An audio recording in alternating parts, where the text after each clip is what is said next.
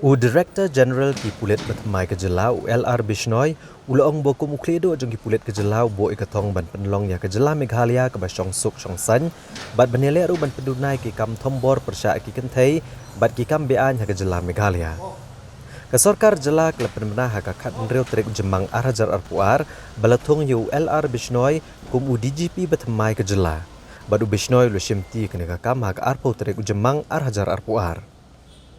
Hadian ke jingshimti ya kakam unia DGP hak arpulai trik ujemang Arhajar Arpuar. Ulalik ya kendo yu sembut Menteri Rangba Kejela uba Preston Tensong ha Secretariat. Unia ukledo jengki pulet ulaong ba mari shimti kakam ulalu me kejingelang bat ki he officer pulet Kejela ban sengutu kamba halor ka jinglong jengman ha Kejela. Bat kam tame ke bedai bat ki kam sniu ke baja ha Kejela. Ulaong bagi pulit Kejela ki buah kemat ban penlong ya ke Meghalaya ke Basong Suk bat kania kaniai beteng bet.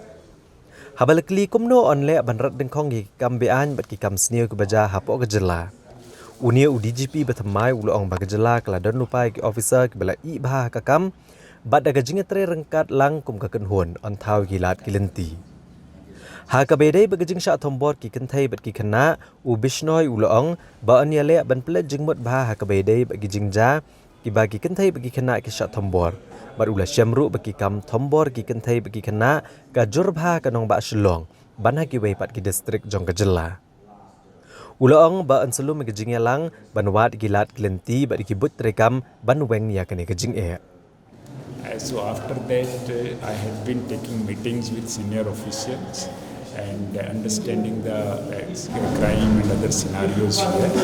And I have noted that the safe and secure Meghalaya has remained the priority of Meghalaya Police, and it will continue to be our priority as well. So how will you tackle these illegal activities that is going on? So like we have seen there are lots of allegations that there has been collection of money from these illegal... Now we will work as a team.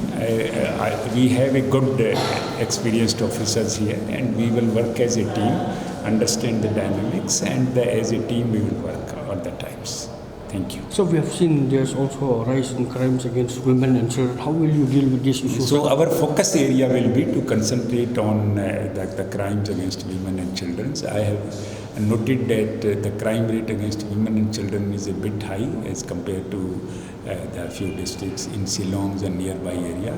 So we will be taking crime review meetings and discuss the strategy to overcome these problems. And what is your message to the police officials of Meghalaya?